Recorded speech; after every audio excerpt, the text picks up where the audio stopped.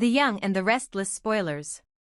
Under the dim light of memory and regret, Nick found himself cornered by the one secret he thought he had buried forever. His confidence, once solid and sharp, now trembled beneath the weight of fear that the truth would finally claw its way to the surface. For years, he had lived as though the past was something that could be outrun, as if leaving behind a woman and the wreckage of their love would erase it from existence. But time has a cruel way of returning debts. Sienna's sudden reappearance in his life wasn't just a ghost from yesterday, she was the storm he had refused to face, and now she carried within her a truth that would destroy the image of the man he had carefully built. What terrified Nick most wasn't the exposure itself, but what it revealed about who he really was, a coward running from the consequences of his choices, hiding behind silence when words could have changed everything. Sienna's anger wasn't the kind that came from betrayal alone. It was the kind that grew slowly, watered by years of abandonment and the lonely struggle of raising a child in a world that pretended to care. When she looked at Nick, she didn't see the man she once loved, she saw the absence, the nights she cried without answers, and the cruel indifference of someone who had promised forever but vanished without a trace. Her voice shook, not from weakness, but from a decade of suppressed fury. She shouted at him, demanding to know why he disappeared, why he never called, why he left her to bear the weight of their child alone. Every word she threw at him hit with the force of 10 lost years, and Nick, unable to defend himself, stood paralyzed by the realization that no excuse could ever undo the damage. The truth was brutal in its simplicity. Sienna had discovered her pregnancy only after Nick vanished, after his last message disappeared into the void. She had no way to reach him, no way to explain, no way to beg him to stay. So she faced the impossible on her own, the birth of a child who carried his eyes and his silence. That child became her reason to keep going when the world turned cruel. Yet every birthday, every milestone, every time she tucked her child into bed, there was a hollow space beside her, a reminder that the father was alive somewhere, perhaps smiling with someone else, pretending he never knew her. Nick's disbelief when he first heard about the child wasn't cruelty, it was denial. His mind could not comprehend how a chapter he thought had ended still had pages being written without him. How could he have a 10-year-old son or daughter and not know? How could time have passed so quickly, turning a reckless love affair into something permanent and irreversible? He wanted to argue, to question, to defend himself with logic, but every word felt meaningless beside Sienna's pain. The reality was that he had run, and running came with consequences. As her words tore through him, Nick's heart cracked open in a way it never had before. The shame, the grief, and the realization of what he had missed overwhelmed him until the only thing left to do was break down. His tears weren't for his lost reputation or the fear of public judgment, they were for the child he had never known, for the woman who had carried both love and resentment for him through a decade of solitude, and for the version of himself that might have been better, kinder, if he had stayed. He fell into her arms not as a man seeking forgiveness but as one desperate to feel something human again after so many years of pretending. Sienna stood rigid at first, uncertain if she should push him away or let him collapse into her shoulder. Her instincts screamed to hate him, but the heart rarely listens to reason. Beneath the anger still burned the memory of a love that once felt like home. She wanted to hate the way his embrace still felt familiar, how his breath trembled against her hair like the man who once whispered promises he never kept. Yet in that moment, she saw not the coward who left, but the broken man who finally understood what he had destroyed. Their reunion wasn't a fairy tale, it was the collision of two unfinished lives. 10 years of distance had sculpted them into strangers with shared scars. Sienna no longer needed saving, she had already survived the worst. But for Nick, this was the beginning of reckoning. Every tear on his face was a confession, every silence between them a sentence of guilt. The world around them blurred, the noise, the expectations, the looming judgment, all irrelevant compared to the single truth that hung in the air. Somewhere out there was a child who deserved answers, not apologies. For Nick, the punishment he feared wasn't legal or public, it was emotional. To meet a son or daughter who might look at him not as a father but as a stranger was a price heavier than any scandal. He imagined the child's face, the years lost, the birthdays forgotten, and he felt something inside him fracture beyond repair. He wanted to make it right, to step into that child's life and erase the distance, but Sienna's eyes told him it wouldn't be that easy. Forgiveness isn't a gift, it's a process, and he hadn't earned it yet. Still, there was a strange, fragile beauty in the way tragedy can rebirth connection. The tears they shared didn't fix the past, but they opened a doorway to something new, not romance, not absolution, but truth. For the first time in years, they both stopped pretending. Nick wasn't the charming man everyone admired, and Sienna wasn't the fragile woman he thought he could forget. They were human, flawed, damaged, and still bound by something neither time nor betrayal could erase. When the storm of emotion settled, Sienna looked at Nick with a weary calm. She didn't need to scream anymore. Her silence said everything, that she had loved him once, hated him later, and somewhere deep down still wished things had been different. Nick, meanwhile, knew that whatever future awaited him, it would be built on redemption, not denial.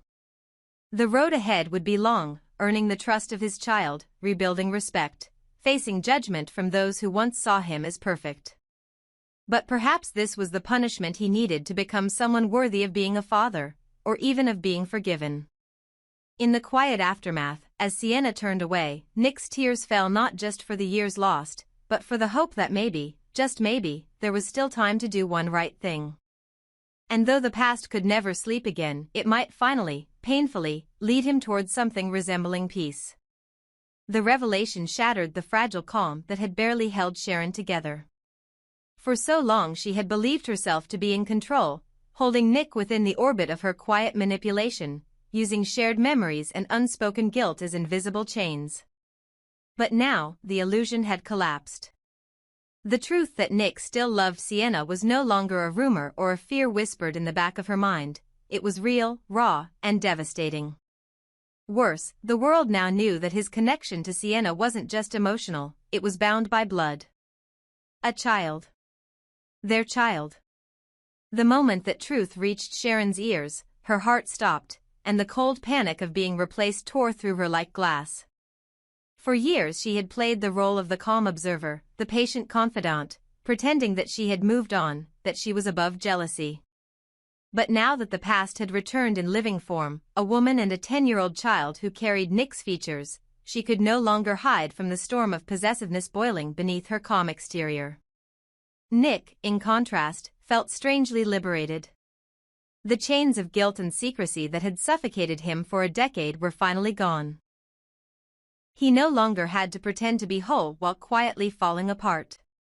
The revelation that Sienna had borne his child had destroyed him in one sense but also awakened something long dormant. For the first time in years, he had a purpose beyond self-preservation, to make amends, to reconnect, to love without fear. His relationship status no longer mattered, he was free. Free to feel again, free to rebuild what he had ruined, free to embrace the woman who had loved him even through abandonment. Yet freedom came with its own punishment. Every moment of happiness he felt with Sienna deepened Sharon's bitterness, transforming her insecurity into something darker. Sharon had always known how to control her image. She could smile through heartbreak, charm her way through confrontation, and make anyone believe she was unshakable. But this time, the mask slipped. She began to spiral, consumed by the realization that she was no longer the center of Nick's emotional world. She had never truly wanted him back, not as a lover, not officially, but she had needed to know he would always circle back to her, that no matter where he wandered, she remained the constant. Now, Sienna's re-emergence and the existence of a child demolished that illusion completely. Sharon's fear wasn't just losing Nick, it was losing the narrative she had built around their shared history. In the quiet hours of the night, Sharon's thoughts became dangerous. She replayed every detail, the years Nick disappeared, the whispers about Sienna, the sudden tears in his eyes when the truth surfaced. She began to realize how little she actually knew about what had happened between them. What kind of love survived 10 years of silence? What kind of man could cry for a woman he once abandoned? The answers terrified her because they revealed something she refused to admit. Nick's feelings for Sienna had never truly died. They had only been buried under guilt and time. Meanwhile, Nick's world was turning inside out. He found himself drawn back into the warmth of Sienna's presence, not out of obligation but out of genuine affection and remorse. Every moment he spent with her felt like reclaiming a lost piece of his soul. He began visiting the child, learning the small details, favorite colors, favorite songs, the way the child laughed like Sienna but looked like him. It was overwhelming, humbling, and healing all at once. For the first time, he could see a future built not on pretense but on truth. Yet the more openly he embraced that future, the more venomous Sharon's envy became. To the outside world, Sharon maintained her grace, pretending to be supportive, even expressing relief that Nick had found happiness. But behind closed doors, her composure fractured. She convinced herself that Sienna had manipulated the situation, that the timing of her return was calculated to ruin Nick's life. She told herself that if she hadn't been there to guide him, to remind him of who he was, he would have fallen completely apart. It was easier to blame Sienna than to confront the reality that her influence over Nick was fading. Her mind began weaving stories to justify her obsession, stories where she was the victim of betrayal, the one wronged by fate, the woman who had given everything only to be replaced by someone less deserving.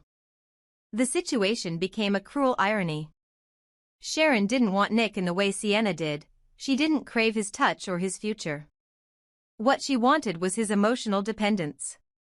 She needed to be the one he turned to in crisis, the one he couldn't forget, even while lying beside someone else.